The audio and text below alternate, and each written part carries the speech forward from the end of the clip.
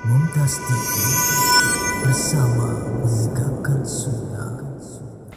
Bismillah, walhamdulillah, wassalatu wassalamu ala khairi khalqillah Muhammad ibn Abdillah sallallahu alaihi wa ala alihi wa sahbihi wa man tabi'a bihudah ila yaumi luqyah, amma ba'du. Ma'asyiral muslimin wal muslimat rahimakumullah. 1434 tahun yang lalu hijrah terjadi. Peristiwa yang semestinya tidak hanya tertulis di dalam lembaran-lembaran kitab sejarah. Kita harus ingat bahwa pada peristiwa hijrah tersebut Rasulullah sallallahu alaihi wasallam bertaruh nyawa.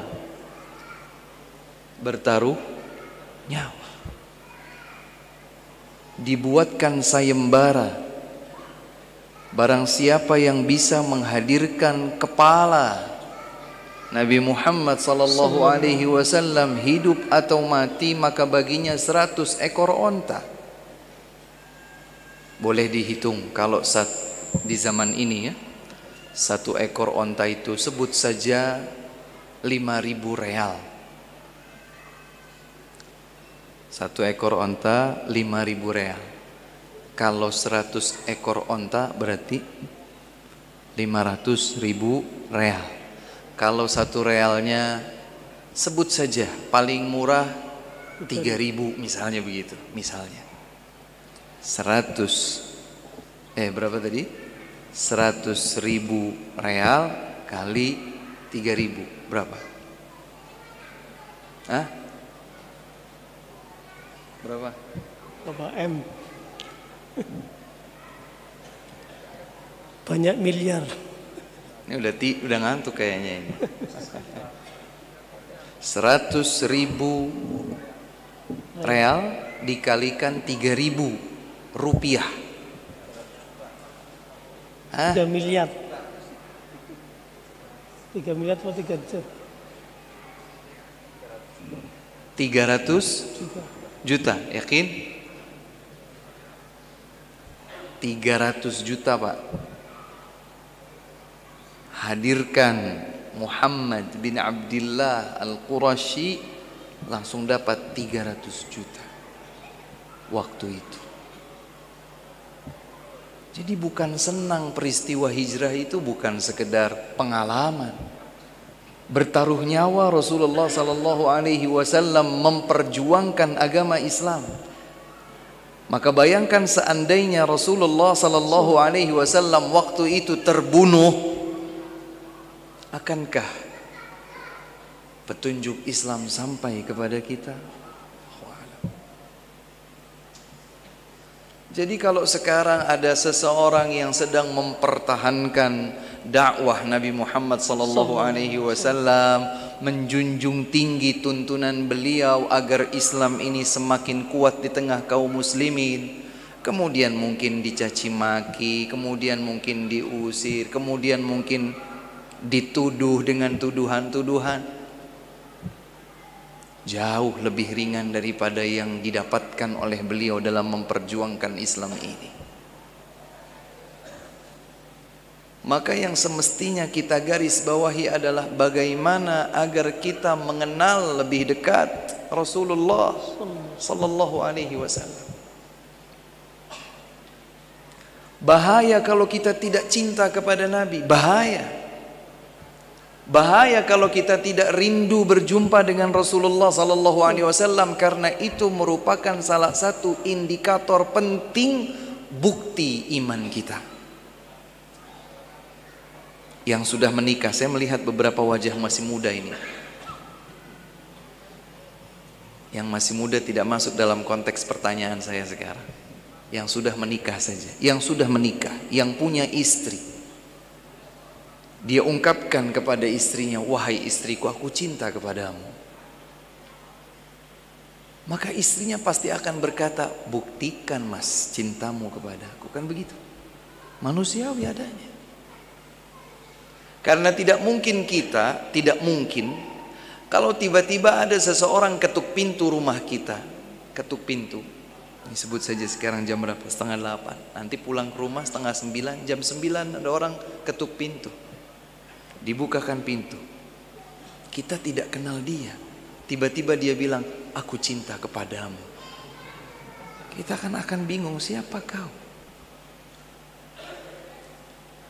Tapi ternyata itu tidak berlaku pada Rasulullah sallallahu alaihi wasallam. Rasul tidak kenal kepada kita. Tidak kenal. Jangankan kita. Kakek buyut kita juga beliau nggak kenal. Tapi beliau sangat mencintai umatnya. Beliau sangat mencintai umatnya. Boleh dicatat. Firman Allah Subhanahu wa taala dalam surat At-Taubah ayat 128. Allah Subhanahu wa taala berfirman, "A'udzu billahi minasy syaithanir rajim. Laqad ja'akum rasulun min anfusikum azizun 'alaihi ma 'anittum harisun 'alaikum bil mu'minina raufur rahim." Sungguh telah datang kepada kalian seorang Rasul, utusan, min anfusikum, dari jenis kalian sendiri. Rasul itu Allah menyatakan punya 3 sifat sekaligus dalam ayat ini. Apa sifat beliau? Azizun alaihi ma'anittum. Beliau ikut merasakan berat apa yang dirasa berat oleh kalian umatnya. Oh ya Ustaz? Iya. Dari mana kita bisa membuktikan hal itu? Perintah sholat. Pada riwayat-riwayat hadis tentang Al-Isra wal Mi'raj yang sampai kepada derajat mutawatir dalam disiplin ilmu mustalahil hadis, periwayatan hadis yang memiliki validitas terkuat. Sulit terbayangkan ada keraguan tentang kebenarannya adalah hadis yang berderajat mutawatir tentang peristiwa Al-Isra wal Mi'raj. Saya tidak akan sedang membahas semua peristiwa tersebut, tapi satu di antara hikmah terbesar peristiwa tersebut adalah Rasulullah sallallahu alaihi wasallam membawa perintah salat berapa? 50 waktu. Awalnya 50. Menjadi berapa? 5. Panjenengan nanti coba lihat lagi riwayat hadis ini. Pertama kali beliau mendapatkan perintah 50 waktu. Turun dari perjumpaannya dengan Allah Subhanahu wa taala di Sidratul Muntaha, kemudian berjumpa dengan Nabi Musa alaihi salam. Allah Subhanahu wa taala mempertemukan Rasulullah sallallahu alaihi wasallam dengan ruh-ruh para nabi, di antaranya adalah Nabi Musa. Kemudian Nabi Musa bertanya kepada Nabi Muhammad sallallahu alaihi wasallam, "Wahai Muhammad, apa yang engkau dapatkan dari Rabbmu?"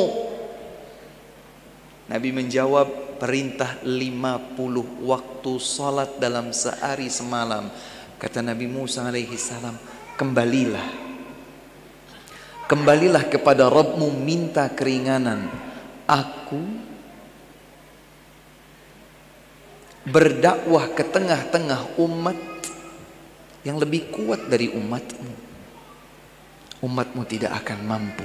Minta keringanan kepada Allah Subhanahu wa taala. Maka Nabi Muhammad sallallahu alaihi wasallam mendengarkan nasihat Nabi Musa alaihi salam. Beliau kembali menjumpai Allah Subhanahu wa taala bukan 1-2 kali, tetapi dari 50 waktu bolak-balik sampai kemudian menjadi 5 waktu, dan Allah menetapkan 5 waktu bernilai 50 waktu. Subhanallah. Yang sedang kita ingin garis bawahi lagi adalah kenapa Rasulullah sallallahu alaihi wasallam mengindahkan nasihat Nabi Musa? Karena Nabi ikut merasakan berat apa yang kelak akan dirasakan berat oleh umatnya. Subhanallah. Bayangkan bapak-bapak, ibu-ibu sekalian, bayangkan seandainya perintah salat adalah 50 waktu, 1 hari 1 malam dalam 24 jam. Kira-kira kita mampu? 24 jam saja dalam 1 hari ada 50 perintah salat. Berarti setengah jam sekali salat.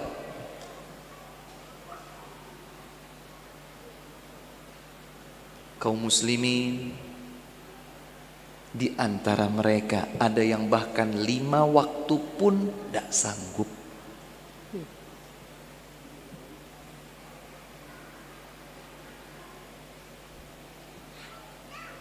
Contoh yang lain, beliau Rasulullah sallallahu alaihi wasallam bersiwak. Beliau menganjurkan umatnya untuk bersiwak setiap akan salat.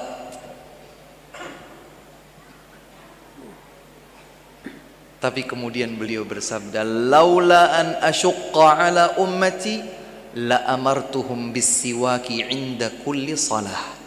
Seandainya bukan karena kekhawatiranku akan memberatkan kaumku, niscaya aku akan perintahkan umatku bersiwak setiap kali akan sholat.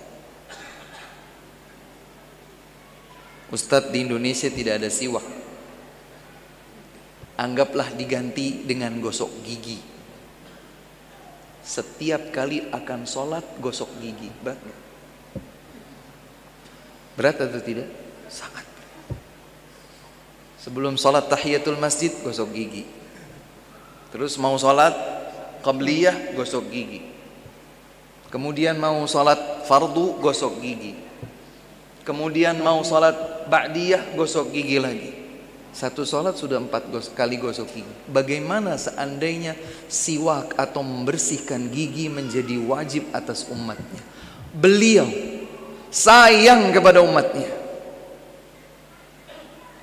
Apa kasih sayang yang dimiliki Nabi untuk umatnya? Allah gambarkan dalam ayat 128 dalam surat At-Taubah ini. Azizun alaihi ma'anittum. Beliau ikut merasakan berat apa yang dirasa berat oleh kalian. Berat, maka beliau ikut merasa berat. 1. 2, harisun alaikum. Beliau itu memiliki semangat untuk memberikan yang terbaik bagi kalian. Semangat untuk memberikan yang terbaik bagi kalian, baik di dunia, baik di akhirat. Allahu Akbar. Karenanya Rasulullah sallallahu alaihi wasallam mengajarkan segala sesuatu. Jangankan yang prinsipil, jangankan yang fundamental, bahkan mohon maaf, etika buang hajat lengkap diajarkan oleh beliau.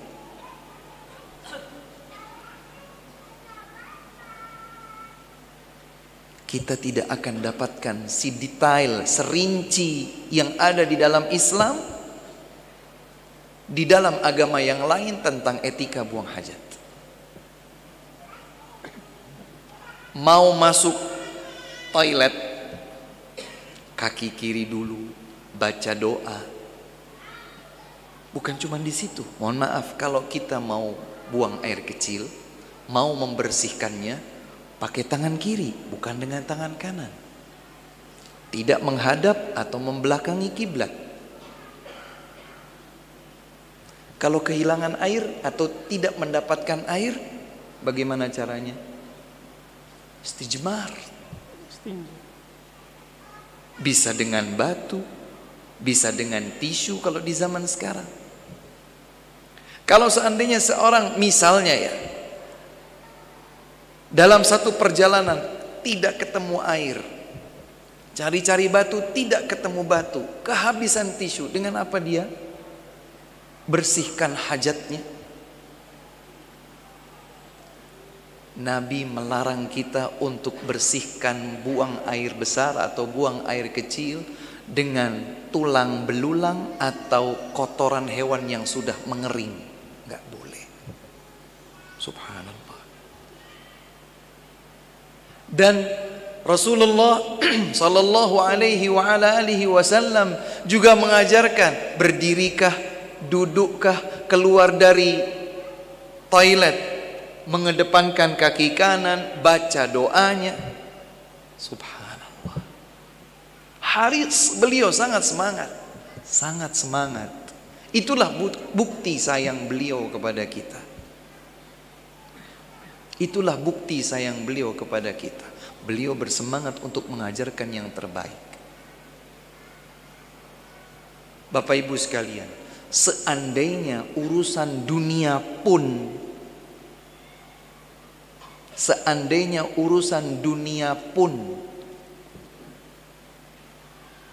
dituntunkan seluruhnya oleh Nabi Sallallahu Alaihi Wasallam, maka mungkin kita akan juga merasakan berat. Ada sebahagian kaum Ansar sedang mengawinkan pohon kurma agar berbuah. Kemudian Nabi melewati mereka. Nabi bertanya, apa yang sedang kalian lakukan? Ini Rasul, kami sedang mengawinkan pohon kurma agar berbuah. Kata Nabi SAW, andai kalian biarkan, maka itu menjadi lebih baik. Mereka berpikir, kaum Ansar ini berpikir, oh ya, ini tuntunan Nabi, pasti benar. Maka mereka pun meninggalkan itu dan yang lain ikutan. Waktunya panen, tidak ada hasilnya. Maka mereka mengadu kepada Nabi SAW, Nabi, waktu kami sedang kawinkan, panjenengan bilang nggak usah saja, jadinya kayak gini Nabi. Apakah Nabi egois? Tidak. Antum a'lamu bi umuri dunyakum. Kalian lebih mengetahui urusan dunia kalian. Selama tidak menyelisihi kaidah agama, lakukan. Dulu masjid Nabi SAW tidak semegah masjid kita zaman sekarang. Hadirin sekalian. Lantai masjid Nabi SAW itu pasir. Tiang-tiangnya adalah batang-batang pohon korma. Atapnya adalah daun-daun pohon korma. Andai sekarang ini berlaku larangan untuk bikin masjid kecuali seperti yang dulu Nabi bikin, susah sekali kita. Jadi boleh nggak pakai karpet? Boleh. Bangunan seperti ini tidak masalah. Kajian dihadiri banyak orang dengan pengeras suara seperti ini. Ini sarana, bukan ritual ibadah. Ini sarana berkaitan dengan urusan dunia. Nabi tidak melarang. Beliau mengatakan kalian lebih mengetahui tentang urusan dunia kalian. Dulu ada sekolah atau tidak? Tidak. Dulu tidak ada sekolah. Para sahabat belajar langsung dari Nabi SAW di majelis-majelis ilmu. Tapi apakah kemudian sekolah jadi terlarang? Tidak. Silakan. Selama tidak ada yang menyelisihi kaidah agama, dipersilahkan. Berdasarkan sabda beliau, antum a'lamu bi umuri dunyakum. Gak masalah. Tidak berselisih, tidak berseberangan dengan ketentuan agama, tidak masalah. Masya Allah. Beliau sangat bersemangat untuk memberikan yang terbaik bagi umatnya. Bil mu'minina raufur rahim. Terhadap segenap kaum mukminin, beliau itu penyantun lagi penyayang. Hadirin yang dimuliakan Allah Subhanahu wa taala. Kalau saya menyampaikan kepada panjenengan, Rasul sangat merindukan kita sebagai umatnya. Panjenengan percaya atau tidak? Saya ulangi, saya berstatement bahwa Nabi Muhammad SAW sangat merindukan, sangat menyayangi kita semua sebagai umatnya. Jenengan percaya atau tidak? Kenapa panjenengan percaya? Ayatnya. Atas dasar apa panjenengan percaya? Ustadz, atas dasar ayat tadi. 128 surat At-Taubah. Saya coba akan sebutkan yang jauh lebih terperinci dari itu. Beberapa saja, tidak bisa semuanya. Suatu ketika Rasulullah sallallahu alaihi wa ala alihi wasallam berziarah ke makam. Besar kemungkinan makam yang beliau ziarahi itu adalah makam Al-Baqi'. Kalau panjenengan haji atau umroh, singgah di kota Nabi, sholat di Masjid Nabawi, tidak sulit panjenengan mencari dan mendapatkan makam Al-Baqi'. Makam itu sudah ada sejak dahulu zaman Rasulullah sallallahu alaihi wasallam. Bahkan sebahagian istri dan kerabat Nabi, para sahabat dimakamkan di sana. Suatu hari Rasulullah sallallahu alaihi wasallam berziarah ke makam. Kemudian beliau membacakan doa. Karenanya salah satu di antara hikmah berziarah ke makam adalah untuk memanjatkan doa kepada Allah Subhanahu wa taala untuk kebaikan yang sudah meninggal dunia. Selain hikmah yang lain juga adalah mengingatkan kita bahwa kita akan menyusul mereka. Ketika Nabi berziarah, maka Nabi membaca doa. Doa itu menjadi tuntunan buat kita. Beliau mengatakan, Assalamualaikum dara qaumin mu'minin wa inna insyaallahu bikum lahiqun.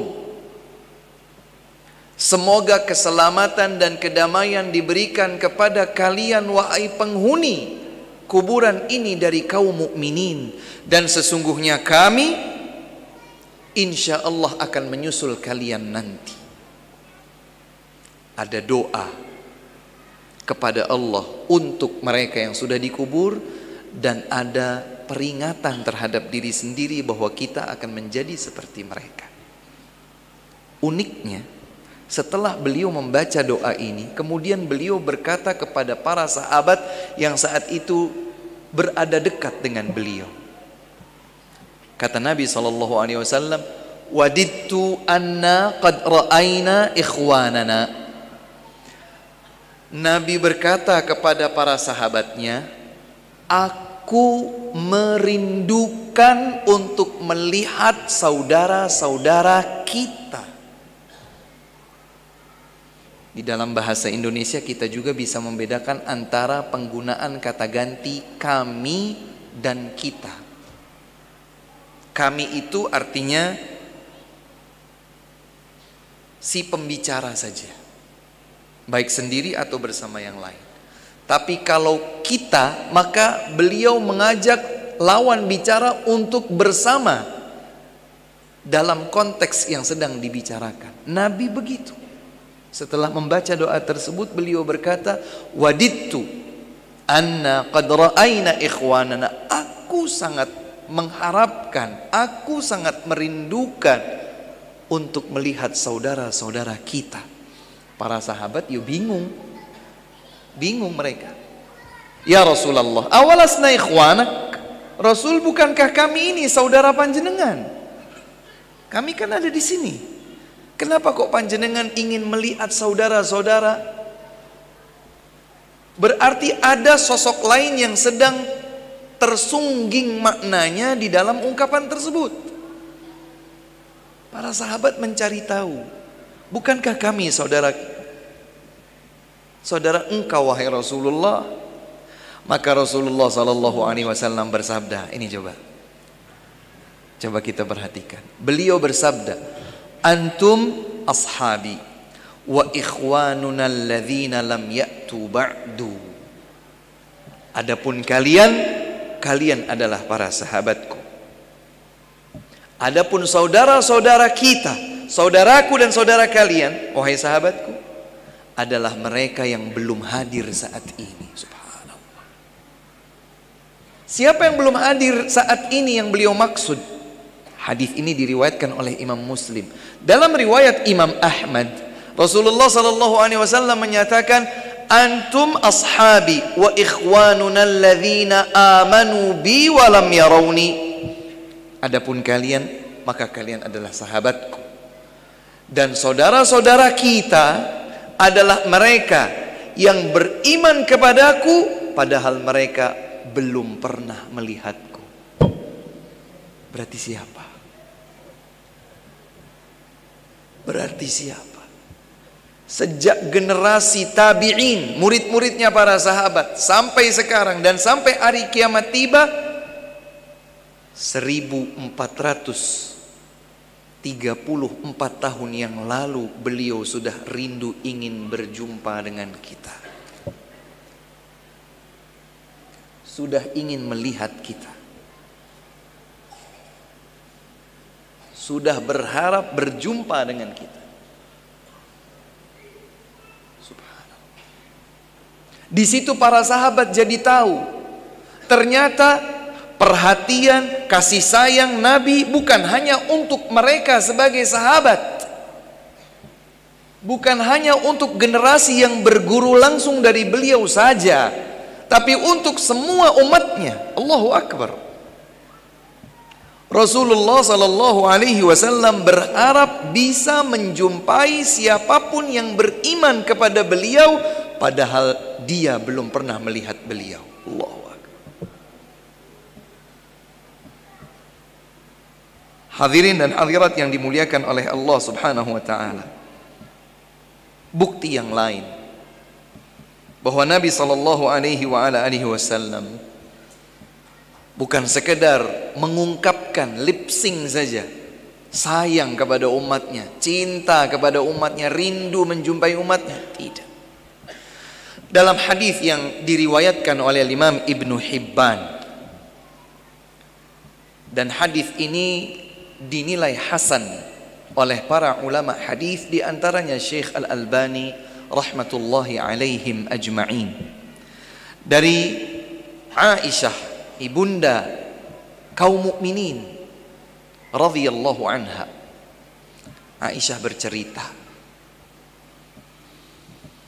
kata Aisyah, aku melihat wajah Nabi sallallahu alaihi wasallam sedang berseri-seri, sedang senang, sedang bergembira. Maka melihat hal tersebut, Aisyah radhiyallahu anha memanfaatkan kesempatan. Apa yang Aisyah ungkapkan? Wahai Rasulullah, ud'ullaha li, berdoalah kepada Allah untuk kebaikanku, mumpung lagi senang. Ini ibu-ibu kalau lihat wajah suaminya lagi senang biasanya minta apa, Bu? Atau sebaliknya, bapak-bapak ini kalau lihat istrinya senang, wajahnya sumringah begitu, kira-kira minta apa? Ya, jawabannya sendirilah. Maka Aisyah radhiyallahu anha mengungkapkan, ketika melihat Rasulullah sallallahu alaihi wasallam wajahnya berseri-seri, Aisyah berkata, wahai Rasulullah, doakan kepada Allah untuk kebaikanku. Langsung Rasulullah sallallahu alaihi wasallam berdoa, Allahumma ighfir li Aisyah ma qaddamat wa ma akharat wa ma a'lanat wa ma asarrat. Ya Allah, ampuni dosa-dosa Aisyah istriku. Ampuni dosa-dosanya yang telah lalu, yang akan datang, yang ia lakukan dilihat oleh orang lain, yang beliau lakukan di kesendiriannya. Diampuni semua dosanya.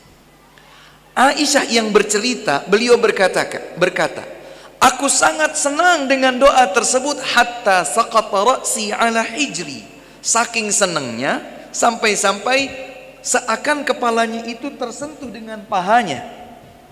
Saking senangnya dengan doa tersebut. Siapa yang tidak senang didoakan oleh Nabi? Doa Nabi terkabul atau tidak? Didoakan oleh Nabi, diampuni seluruh dosanya, yang lalu, yang akan datang, yang diketahui, yang tidak diketahui. Kemudian Rasul bertanya kepada Aisyah, ya Aisyah, ayasurruki du'ai?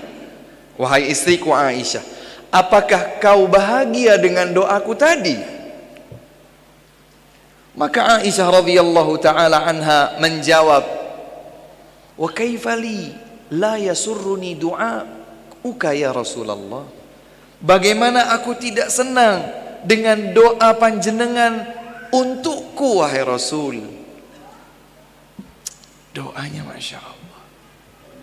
Maka Rasulullah sallallahu alaihi wasallam bersabda, ini yang akan saya bacakan ini, coba kita renungi. Kata beliau, wallahi innaha la da'wati li ummati fi kulli salah. Demi Allah, itulah doaku untuk umatku di setiap salatku. Allahu Akbar. Untuk umat beliau, bukan untuk sahabat beliau saja. Kita mengaku diri kita sebagai umat Nabi atau tidak? Maka demi Allah berharaplah semoga kita bagian dari yang masuk di dalam doa tersebut. Amin ya Allah. Itulah cinta Nabi kepada kita. Maka kalau beliau mengungkapkan beliau rindu kepada kita, beliau sayang kepada kita, beliau cinta kepada kita, beliau sudah membuktikannya. Pertanyaan yang sangat mendasar adalah, kalau kita bilang bahwa kita juga cinta kepada Nabi, mana buktinya? Jangan sampai cinta Nabi, rindu Nabi ternyata hanya bertepuk sebelah tangan. Kita tidak menyambut rindu dan cinta beliau itu.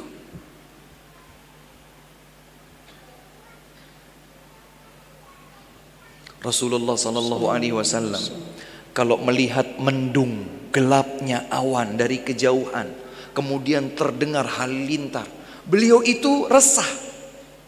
Bolak-balik ke kanan, ke kiri, ke depan, ke belakang. Dan semua melihat, anggota keluarga beliau melihat. Ada apa wahai Rasulullah? Beliau menjawab, aku takut angin, awan gelap dan suara itu akan menjadi azab bagi umatku. Allahu Akbar.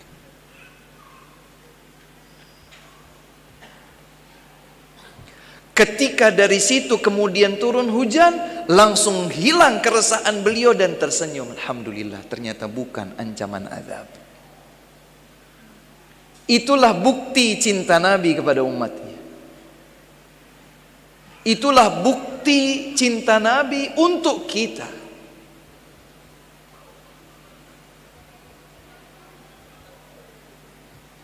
Beliau Rasulullah sallallahu alaihi wa alihi wasallam juga menyatakan dalam hadis yang sahih diriwayatkan oleh Al-Bukhari dan Muslim dari Abu Hurairah radhiyallahu taala anhu bahwa Rasulullah sallallahu alaihi wasallam bersabda, "Likulli nabiyyin da'watun mustajabah, fata'ajjala kullu nabiyyin da'watahu wa inni ikhtaba'tuha li ummati syafa'atan yaumal qiyamati fahiya na'ilatun insyaallah man mata la yusyriku billahi syai'a."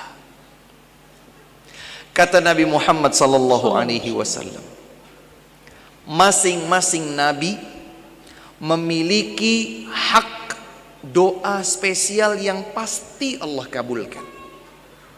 Hak doa spesial yang pasti dikabulkan.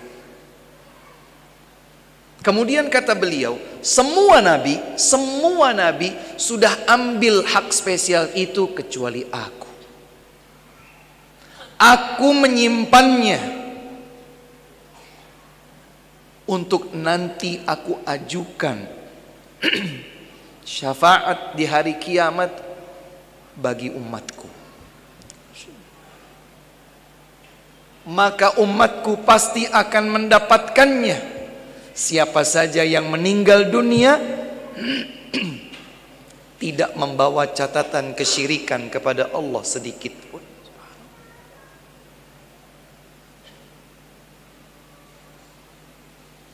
Nabi belum ketemu kita sudah siapkan kado.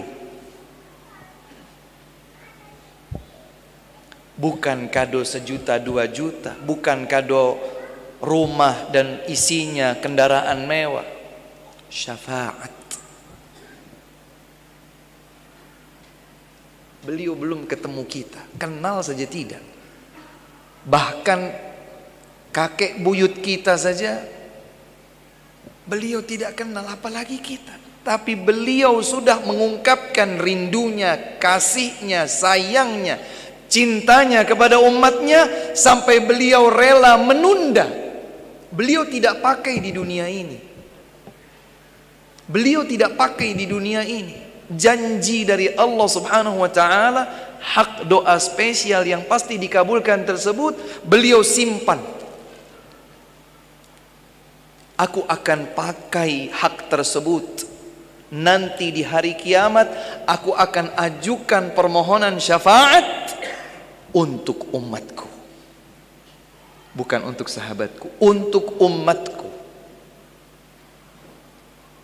Beliau hanya menyebutkan clue, syarat.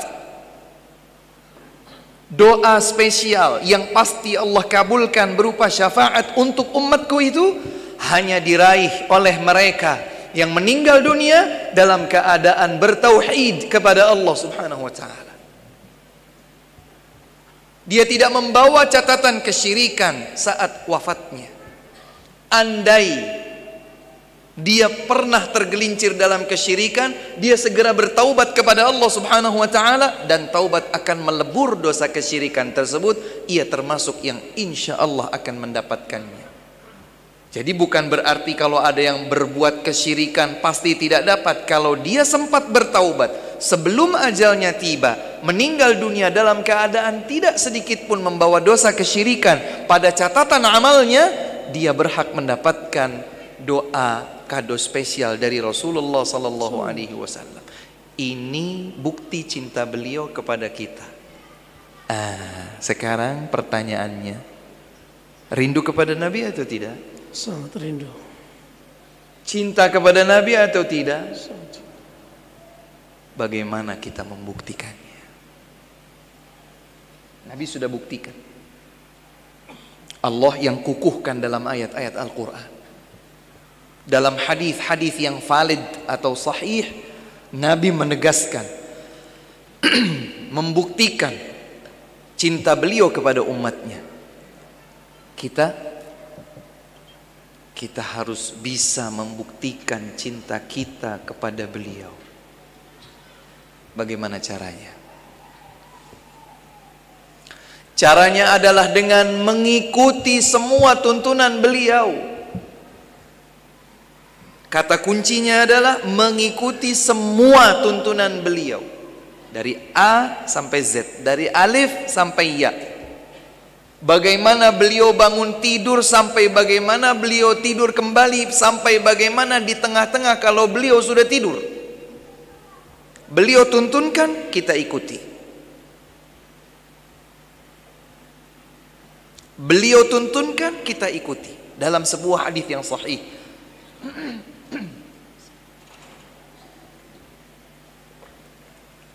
diriwayatkan oleh Al-Bukhari dari Abu Hurairah radhiyallahu taala anhu, Rasulullah sallallahu alaihi wasallam bersabda, "Kullu ummati yadkhuluna al-jannata illa man aba." Beliau bersabda, setiap umatku pasti masuk surga kecuali yang menolak. Siapa yang mengatakan ini? Siapa yang mengatakan ini? Rasulullah, Nabi Muhammad sallallahu alaihi wasallam. Beliau menegaskan, masing-masing umatku pasti masuk surga kecuali yang menolak.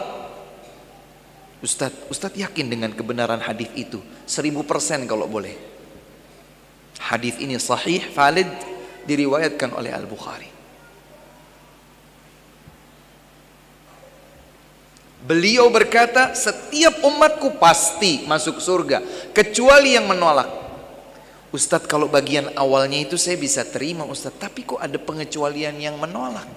Apa ada yang menolak masuk surga? Seperti seandainya ada di antara kita malam ini pertama kali mendengarkan hadis itu, dia kaget. Dulu para sahabat juga sempat kaget. Para sahabat saking kagetnya mereka bertanya kepada beliau, "Waman ya'ba ya Rasulullah?" Siapa orang yang menolak masuk surga wahai Rasulullah? Mereka bertanya-tanya, apa ada orang yang menolak masuk surga? Mereka bertanya kepada Nabi, siapa yang menolak masuk surga wahai Rasul? Maka Rasulullah SAW menjawab, ini dicatat, minimal dalam memori. Jadikan ini kaidah dalam hidup, karena kita semua mau masuk surga. Kata beliau, man ata'ani dakhalal jannah, wa man asani faqad aba. Siapa yang taat, patuh, mengikuti tuntunanku, dialah yang masuk surga. Siapa yang durhaka terhadap tuntunanku itu, dia yang menolak masuk surga. Subhanallah. Subhanallah. Terjawablah sudah ketika mungkin ada pertanyaan, apakah di antara umat Nabi ada yang tidak masuk surga? Ada. Ustadz, itu hadis Ustadz. Bisa Ustadz sebutkan ayat? Boleh. Tulis surat An-Nisa ayat 115. Allah Subhanahu wa taala berfirman, A'udzu billahi minasyaitonir rajim. وَمَنْ يُشَاقِقِ الرَّسُولَ مِنْ بَعْدِ مَا تَبَيَّنَ لَهُ الْهُدَى وَيَتَّبِعْ غَيْرَ سَبِيلِ الْمُؤْمِنِينَ نُوَلِّهِ مَا تَوَلَّى وَنُصْلِهِ جَهَنَّمَ وَسَاءَتْ مَصِيرًا. Barang siapa yang durhaka kepada tuntunan petunjuk Rasul setelah menjadi jelas kepadanya petunjuk kebenaran, sudah jelas ini tuntunan Rasul, sudah dibuktikan ini loh tuntunan Rasul, dia durhaka, dia berpaling, dia campakkan, wa yattabi' ghaira sabilil mu'minin, dan dia mengikuti selain jalan kaum mukminin. Saat ayat itu diturunkan tidak ada kaum mukminin kecuali para sahabat. Karenanya para ulama menekankan, ikuti petunjuk Rasul itu, baik yang ada dalam ayat atau ada dalam hadis, juga sesuai dengan pemahaman para sahabat. Kenapa? Karena di zaman mereka lah ayat diturunkan, di hadapan mereka lah hadis disabdakan, maka para sahabat itu generasi yang paling paham makna ayat dan hadis. Lihat ayat ini. Barang siapa yang durhaka kepada Rasul setelah jelas kepadanya petunjuk kebenaran, dan dia mengikuti selain jalan kaum mukminin, apa akibat yang akan dia raih? Nuwallihi ma tawalla, kami akan palingkan sejauh dia berpaling. Wa nuslihi jahannam, kami akan lemparkan dia ke dalam neraka jahannam. Wasaat masira, jahannam seburuk-buruk tempat kembali. Jadi memang ada sebagian orang yang telah jelas di hadapannya kebenaran, tapi dia menolak, dia campakkan. Karenanya hadirin hadirat yang dimuliakan oleh Allah Subhanahu wa taala, ikuti tuntunan Rasul sallallahu alaihi wa ala alihi wasallam. Yang terakhir, banyak sekali sebetulnya ya, tapi semoga tercukupkan. Di dalam hadis yang juga diriwayatkan oleh Al-Bukhari dan Muslim dari Sahl ibn Sa'ad As-Sa'idi radhiyallahu taala anhu, hadisnya panjang. Dan hadis ini merupakan rangkaian dari riwayat-riwayat hadis tentang syafaat. Dalam disiplin ilmu hadis, hadis-hadis syafaat sama seperti hadis-hadis Al-Isra wal Mi'raj, sampai kepada derajat mutawatir. Mutawatirun ma'nan. Karena jalur-jalur hadisnya sedemikian banyak, semuanya sepakat menggambarkan satu kondisi, yaitu tentang syafaat. Maka hadis-hadis tentang syafaat itu hadis yang mutawatir. Di antara rangkaian hadis-hadis panjang tentang mutawatir, tentang syafaat dan beberapa kondisi hari kiamat, termasuk kondisi tentang al-haud, telaga, yang Nabi SAW akan berdiri di hadapannya menyambut umatnya kelak di hari kiamat. Hadis tentang Al-Haud juga hadis mutawatir. Rasulullah SAW dalam riwayat panjang itu menyatakan, la yaridanna aqwamun min ummati a'rifuhum wa ya'rifunani. Kata Nabi SAW, akan datang sekelompok orang dari umatku, aku kenal mereka, mereka juga mengenalku. Kalau mengenal Nabi SAW di hari kiamat akan menjadi mudah. Apalagi kalau kita lihat hadis tentang mahsyar. Manusia semuanya awalnya mendatangi Nabi Adam untuk minta diajukan syafaat oleh Nabi Adam. Nabi Adam menolaknya, dialihkan kepada Nabi Nuh alaihi salam. Nabi Adam alaihi salam menolak, dialihkan kepada Nabi Nuh alaihi salam. Nabi Nuh alaihi salam menolak, dialihkan kepada Nabi Ibrahim, dialihkan kepada Nabi Musa, dialihkan kepada Nabi Isa, dialihkan terakhir kepada Nabi Muhammad sallallahu alaihi wasallam. Semua nabi-nabi yang tersebut tadi menolak. Nabi Muhammad sallallahu alaihi wasallam menyatakan, ana laha, aku telah diizinkan untuk mengajukan syafaat. Jadi manusia mengenal Nabi Muhammad SAW. Tapi bagaimana Nabi mengenal umatnya? Di dalam hadis yang lain disebutkan bahwa umat Nabi SAW itu datang di hari kiamat ghurran muhajjalina min atharil wudu. Mereka akan membawa cahaya yang terang di bagian-bagian bekas wudunya, di wajah, di tangan, di rambut kepala, di kaki. Karena itu hendaknya kita menjaga anggota wudu yang dibasuh meskipun dalam keadaan susah, mungkin dalam keadaan sakit, mungkin dalam keadaan safar, mungkin dalam keadaan sangat dingin. Pertahankan wudu kita sesuai dengan yang beliau tuntunkan, karena itu yang akan menjadi tanda Nabi mengenal kita sebagai umatnya. Saya kembali ke hadis ini.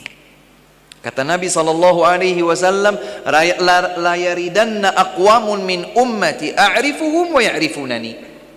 Sungguh akan datang mendekatiku sekelompok orang dari umatku, aku kenal mereka, mereka kenal denganku.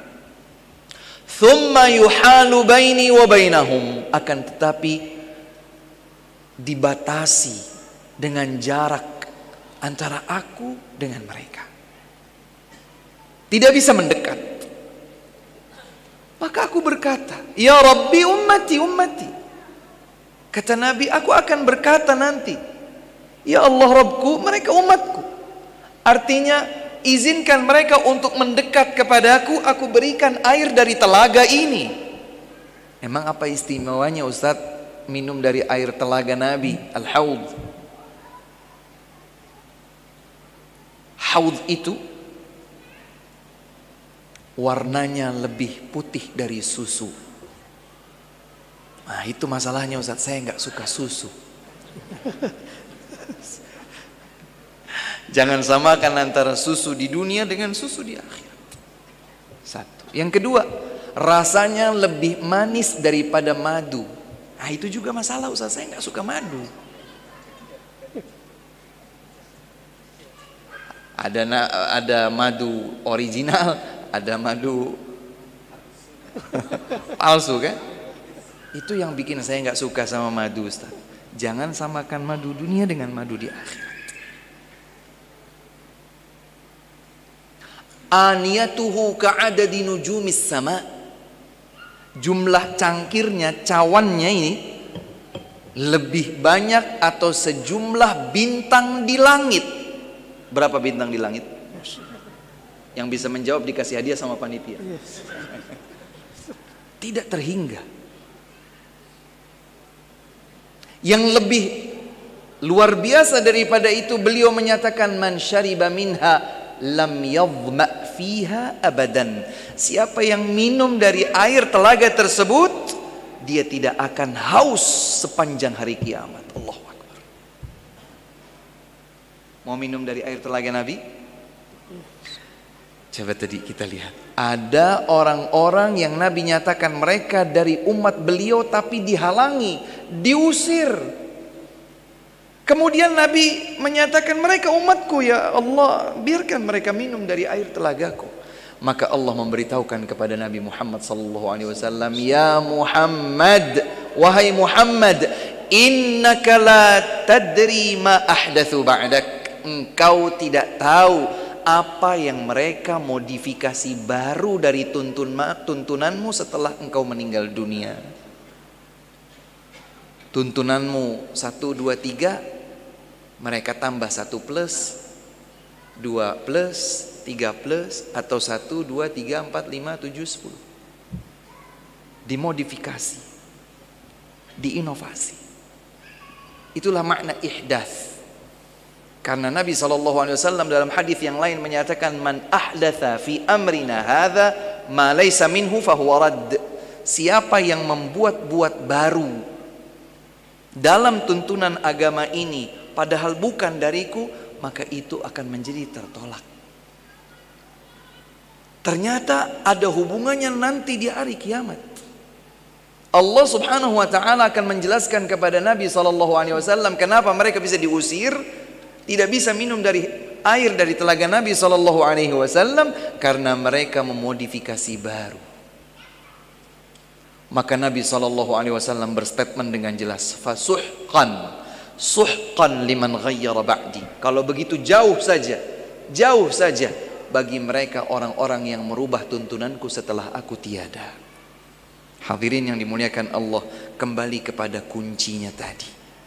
Kalau kita benar merindukan Nabi, mencintai Nabi, ingin bersama dengan Nabi di dalam surga yang tertinggi, ikutilah tuntunan beliau Nabi Muhammad sallallahu alaihi wa ala alihi wasallam, agar rindu beliau, cinta beliau tidak bertepuk sebelah tangan.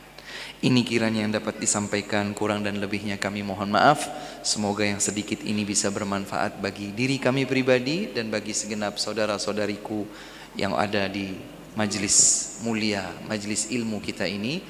Wallahu ta'ala a'lam, wa sallallahu wa sallam wa baraka ala nabiyyina Muhammadin wa ala alihi wa sahbihi ajma'in, wa akhiru da'wana anil hamdulillahi rabbil alamin. Jazakallah khairan pada Al-Ustaz Rizal Yuliar Putrananda LC, hafizallahu ta'ala, yang telah memberikan materi pada malam hari ini. Baik, kita masuk pada sesi tanya jawab, Ustaz. Mohon maaf Ustaz, izin bertanya. Silakan. Assalamualaikum warahmatullahi wabarakatuh. Ustaz, mohon bagaimana cara mengetahui sesuatu yang kita sukai belum tentu baik buat kita, dan sebaliknya sesuatu yang tidak kita sukai belum tentu tidak baik bukan buat kita. Insya Allah. Bagaimana mengetahuinya? Standar. Bertanya tentang standar. Jawabannya adalah dengan mencerminkannya di hadapan ayat Al-Quran dan hadis Nabi yang sahih. Yang kita sukai baik atau tidak, yang tidak kita sukai baik atau tidak buat kita, cerminkan, timbang-timbang di hadapan ayat atau hadis. Kalau ternyata sesuai dengan ayat Al-Quran, dengan hadis Nabi SAW yang sahih, maka kita suka. Kita tidak suka, itu pasti baik. Adapun setelah kita timbang-timbang, kita standarisasikan sesuai dengan standar ayat Al-Quran dan hadis Nabi SAW tidak sesuai, maka meskipun kita sangat mencintainya, sangat menyukainya, maka pasti itu tidak baik. Kenapa? Karena Allah Maha tahu yang terbaik buat hambanya. Sudah dibacakan tadi surat At-Taubah ayat 128, tuntunan Nabi SAW absolut, pasti menunjukkan yang terbaik untuk umatnya. Allah Subhanahu wa taala juga berfirman, wa asa an takrahu syai'an wa huwa khairul lakum, wa asa an takrahu syai'an wa huwa khairul lakum, wa asa an tuhibbu syai'an wa huwa syarrul lakum, wallahu ya'lamu wa antum la ta'lamun. Boleh jadi kalian membenci sesuatu padahal itu baik bagi kalian. Boleh jadi kalian suka sesuatu padahal itu buruk bagi kalian. Allah yang Maha tahu, kalian tidak mengetahui. Subhanallah. Jadi kuncinya adalah standarisasikan sebagaimana tuntunan Allah dan Rasulnya di dalam Al-Quran dan hadis yang sahih. Wallahu ta'ala. Tayyib, jazakallah khairan. Pertanyaan selanjutnya, izin bertanya Ustaz. Ada seseorang yang saya tahu ia tidak sholat. Sudah diberitahu bahwa sholat adalah kewajiban. Namun orang ini berdalih akan tetap masuk surganya Allah karena ada syafaat Nabi Muhammad sallallahu alaihi wasallam. Apakah dibenarkan yang seperti ini Ustaz? Masya Allah, barakallahu fikum. Menarik ini pertanyaannya, implementatif sekali terhadap penjelasan tadi. Coba saya bandingkan dengan sebuah kondisi. Saya tanya sama jenengan semua yang hadir di sini. Para sahabat itu nanti di hari kiamat tempatnya di mana? Tempatnya di mana? Di surga. Di surga. Ratusan ayatnya dalam Al-Quran. Ratusan ayatnya dalam Al-Quran. Bahkan Allah menegaskan, la yastawi minkum man anfaqa min qablil fathi wa qatal ulaika a'zamu darajatan minal ladzina amanu min qablu wa qatalu wa kullu wa'adallahul husna. Tidak sama antara orang-orang yang beriman dan berjuang bersama Nabi sebelum dan setelah Fathu Makkah. Nggak sama. Ada para sahabat yang imannya, yang perjuangannya bersama Nabi sudah sejak awal. Fathu Makkah itu kan terjadi di tahun 7 atau 8 Hijriyah. Berarti ada 13 tahun dulu di Mekah, ada 7 atau 8 tahun dulu di Madinah. Sebut saja 20 tahun. Tidak sama antara orang-orang yang beriman dan berjuang bersama Nabi, memperjuangkan agama ini sejak 20 tahun yang lalu, tidak sama antara mereka dengan yang baru beriman, baru berjuang bersama Nabi setelah itu. Tapi kemudian Allah berfirman, wa kullu wa'adallahul husna, namun semuanya dijanjikan oleh Allah masuk surga al-husna. Ini sahabat. Adakah seorang pun di antara sahabat yang berpikir, kan sudah janji dijamin surga, nggak usah sholat saja, nggak usah puasa Ramadan saja? Ada begitu? Pernah kita dengar satu keterangan saja misalnya? Bahkan dalam hadis palsu sekalipun tidak ada. Tidak ada. Lebih daripada sahabat, Rasulullah sallallahu alaihi wasallam. Rasul tempatnya di mana nanti? Surga. Di surga. Di surganya itu mampir dulu di neraka atau langsung? Langsung. Rasul kan? Yakin? Yakin apa ragu? Yakin. Yakin apa ragu? Yakin. Harus yakin, kalau ragu bahaya ini. Yakin Rasul sallallahu alaihi wasallam tempatnya di surga. Langsung. Apakah beliau bermalas-malasan? Gak ada. Bahkan beliau lebih dari sholat fardu, sholat malam sampai tumit kakinya bengkak. Puasa Muharram, puasa Sya'ban, sampai sebagian sahabat mengira wajibnya puasa Muharram, wajibnya puasa Sya'ban, karena puasa di bulan-bulan tersebut tidak Nabi tinggalkan. Kata Aisyah radhiyallahu anha, Nabi itu tidak pernah berpuasa di hampir seluruh atau di keseluruhan bulan selain Ramadan kecuali Sya'ban. Puasa nafilah, bukan puasa wajib. Puasa wajibnya di bulan Ramadan. Tapi beliau begitu memperjuangkan diri untuk menjalankan ibadah siyam meskipun bukan wajib. Plus dari yang wajib, plus itu. Tahukah kita bagaimana Nabi Muhammad SAW mendidik keluarganya dalam berinfak? Ibunda Aisyah radhiyallahu taala anha berinfak dengan sebutir dalam satu riwayat. Dalam riwayat yang lain 3 butir kurma, itulah yang tersisa di rumah Nabi bersama beliau. Tapi ketika ada seorang fakir wanita fakir menggendong 2 anak perempuannya, lapar belum makan, yang tersisa 1 atau 3 butir tersebut langsung diberikan, tidak lagi tersisa di rumah Nabi. Itulah keberhasilan pendidikan Nabi kepada keluarganya dalam urusan berinfak. Kenapa? Mau surga. Mau surga. Itu dilakukan untuk bisa masuk surga. Jadi kalau ada seseorang berpikir sekarang, saya nggak usah sholat, pasti dapat syafaat. Saya kan umat Nabi, pasti masuk surganya.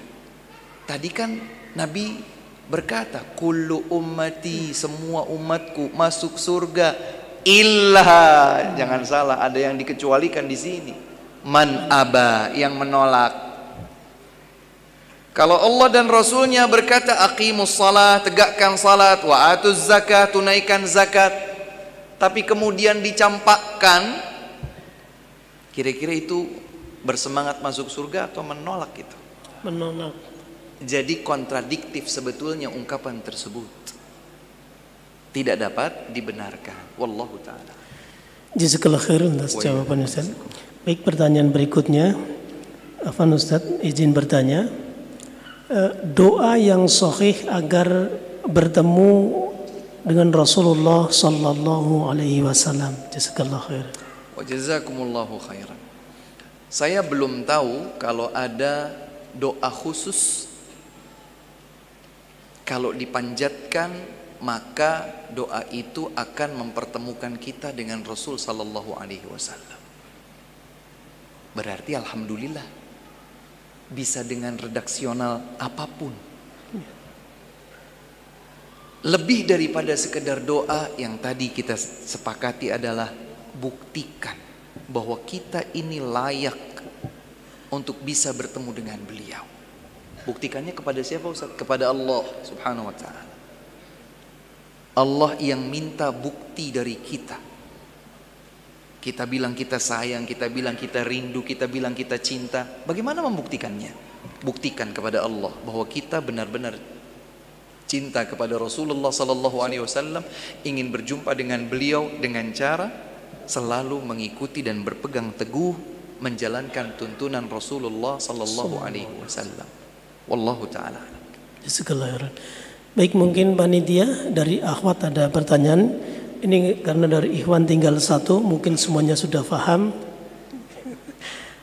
Mohon panitia mungkin dari akhwat kalau ada pertanyaan bisa dibawa ke depan, karena masih ada waktu insyaallah 12 menit.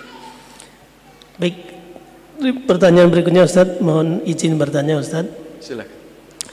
Apakah saat sedang di majelis ilmu kita dilarang untuk mengoperasikan HP? Karena saya pernah ditegur oleh seorang ikhwan bahwa jangan bermain HP saat di majelis ilmu. Masya Allah. Sebetulnya bukan sampai kepada derajat haram ya. Tapi Allah berfirman, "Ma ja'alallahu li rajulin min qalbayni fi jawfihi." Surat apa Ustaz? Ma ja'alallahu li rajulin min qalbayni fi jawfihi. Nasib. Allah subhanahu wa ta'ala berfirman, Allah tidak menjadikan di rongga seorang hamba dia punya 2 kalbu. Ada yang punya 2 kalbu? Jantung kalbu kita cuma 1. Dari ayat ini kemudian para ulama menjelaskan seseorang itu tidak mungkin fokus dengan nilai fokus yang sama di waktu bersamaan terhadap 2 hal yang berbeda. Mustahil. Kalau sedang fokus dengan A, sulit baginya fokus dengan B di waktu bersamaan dengan kualitas fokus yang sama. Kalaupun bisa, maka salah satu dari keduanya lebih dominan. Sama, ma ja'alallahu li rajulin min qalbayni fi jawfi. Allah tidak akan menjadikan pada diri seseorang punya 2 jantung, 2 kalbu, 2 sanubari dalam 1 rongga sekaligus, nggak mungkin. Kalau sedang di majelis ilmu, berapa lama sih majelis ilmunya? Coba kalau dihitung-hitung dari tadi, seingat saya tadi prolog awal sebelum adzan Isya hanya 12 menit. Itu juga cuman prolog 12 menit. Setelah itu berapa lama? 3 jam? Tidak. Sementara kita sama-sama tahu, kita sama-sama sadar, satu hari kita 24 jam kita bersama gadget itu kalau di total berapa jam? Ya udah istirahat saja dulu sebentar bersama majelis ilmu. Ustaz, tapi dia tetap buka. Ya kita berhusnudzon lah. Mungkin istrinya sedang sakit di rumah. Mungkin. Atau mungkin sebetulnya dia harus rapat RT, dia menyampaikan, Pak mohon maaf saya belum bisa ikut rapat RT, saya sedang ada di majelis ilmu. Mungkin. Kita berhusnudzon. Tapi kita juga ketika kemudian kita itu ingin menutup suudzon dari orang, ya kita harus mengondisikan diri. Dalam Islam itu ada kaidah saddud dzari'ah, menutup celah. Menutup celah. Maka andai botol ini dikenal dengan botol minuman yang memabukkan misalnya botol ini adalah botol yang dikenal termasyhur, tersohor, dia ini botol yang isinya itu kalau diminum bisa memabukkan. Terus kita bawa botol ini, berjalannya berlagak sempoyongan. Ini namanya tidak menutup celah orang suudzon, malah dia justru menjadikan orang berprasangka buruk kepadanya. Kalau sudah dikenal ya sudah, tinggalkan botol ini, cari botol yang lain. Kan begitu. Saya mau ke diskotik, mau dakwah. Susah orang berpikir seperti itu. Yang lain pada dugem di diskotik tersebut, kita bilang kita mau masuk, kita mau dakwah. Bagaimana cara berdakwah? Tutup celah itu. Dalam Islam ada kaidah saddud dzari'ah. Rasulullah SAW pernah didatangi oleh istri beliau Safiyah. Beliau sedang iktikaf, Safiyah datang, ingin menyampaikan hajatnya. Setelah selesai, Safiyah beranjak. Kemudian Nabi SAW ketika Safiyah akan beranjak, radhiyallahu anha akan beranjak kembali ke rumahnya, ke biliknya, Nabi menemani, karena dulu malam hari tidak seterang kita zaman ini. Maka Nabi menemani. Ketika Nabi SAW menemani Safiyah untuk keluar dari masjid, dari dalam masjid untuk menuju biliknya, nggak jauh. Tapi kemudian di pintu masuk ada datang 2 orang Ansari radhiyallahu anhuma. Kemudian mereka mempercepat langkah mereka. Maka Rasulullah SAW berkata, ala rislikuma, gak usah buru-buru, santai aja, santai. Innaha Safiyah, yang sedang bersamaku itu Safiyah. Faham maksudnya? Rasul di depan seorang wanita yang tidak diketahui siapa, kemudian ada 2 sahabat mempercepat langkah mereka, maka Nabi justru pelan-pelan aja. Yang bersamaku adalah istriku sendiri, Safiyah. Kata para ulama, ini salah satu pelajaran berharganya adalah Nabi menutup celah untuk seseorang terjatuh dalam suudzon. Kemudian 2 orang sahabat ini berkata, ya Rasulullah, wahai Rasulullah, kami nggak ada apa-apa kok. Ini terjemah lepas ya. Tapi kata Nabi SAW, sesungguhnya syaitan itu menggoda manusia sedekat aliran darah dalam tubuhnya. Masya Allah. Godaan syaitan kepada kita itu sedekat aliran darah dalam tubuhnya, dekat banget. Maka Nabi menutup aliran tersebut. Jangan sampai mereka terjatuh dalam suudzon, ditutup. Yang bersamaku adalah istriku sendiri, Safiyah. Nah, kembali kepada pertanyaan tadi. Ya sudah, fokus saja. Sekaligus kita tutup kemungkinan seseorang untuk bersuudzon kepada kita. Dan kalau sampai kita yang ditegur, terima kasih saja, nggak usah baper. Saya misalnya lagi ada kajian, saya terkesan main HP. Oh iya, terima kasih. Kalau memang saya sedang tidak fokus kajian. Tapi kalau ternyata saya sedang mencatat ini kajiannya. Nih, kajiannya saya. Jadi maksud saya, nggak usah pakai baper. Kalau ada orang bermaksud baik memberikan nasihat, terima saja. Tapi yang memberikan nasihat juga jangan sampai kemudian memposisikan seakan-akan kesalahan itu sampai pada batas keharaman. Insya Allah tidak. Tapi kita perlu ingatkan betapa mulianya berada di majelis ilmu. Demikian wallahu a'lam. Jazakallah. Terima kasih yang mengingatkan. Mungkin mengingatkan saya, Ustaz. Terakhir ya. Iya, enggak, mungkin tadi pertanyaan mengingatkan saya. Saya dari tadi kan main HP terus. Karena nulis kajian Ustaz ini, saya tulis doanya tadi.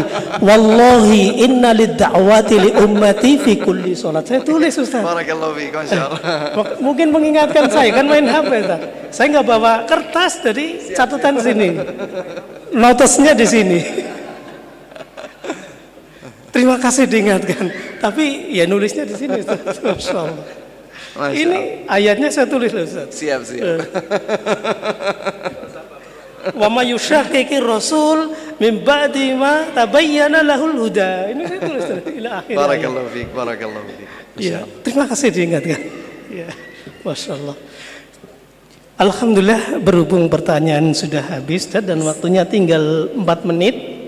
Jazakallah khairan pada Ustadzuna Al-Ustadz Rizal Yuliar Putrananda LC Hafizahullah Ta'ala yang telah memberikan materi kajian pada malam hari ini. Baik, kita terakhir penutup, kami dan seluruh panitia mengucapkan banyak terima kasih jazakumullah khairan kepada Badan Pengelola Masjid Agung Dr. Wahidin Sudiro Husodo Kabupaten Sleman, dan kepada seluruh pejabat yang hadir yang kami undang, dan kepada seluruh hadirin. Mudah-mudahan kita dapat mendapatkan ilmu yang bermanfaat, dan semoga kita nanti mendapatkan syafaat dari Rasulullah SAW dengan izin Allah Subhanahu wa Ta'ala. Kemudian sekali lagi kami mohon bantuan dan kerjasamanya untuk menjaga kebersihan. Jika terdapat sampah yang tercecer, mohon dengan sangat bisa diambil, dimasukkan ke tempat sampah, dan nanti kita pulang dalam keadaan bersih. Dan mohon di depan ada tenda yang disiapkan oleh panitia haji untuk kedatangan haji besok, mohon dijaga dengan baik. Mudah-mudahan kita dalam menggunakan masjid ini kita juga bisa memanfaatkan dengan sebaik-baiknya. Jazakumullah khairan katsiran wa barakallahu fikum. Kemudian saya selaku pembawa acara, jika ada kata-kata atau ucapan yang tidak berkenan di hati para hadirin, saya mohon maaf yang sebesar-besarnya. Mari kita tutup kajian pada malam ini dengan kafaratul majlis. Subhanakallahumma wa bihamdika asyhadu an la ilaha illa anta astaghfiruka wa atubu ilaik. Billahi taufiq wal hidayah. Assalamualaikum warahmatullahi wabarakatuh. Waalaikumsalam.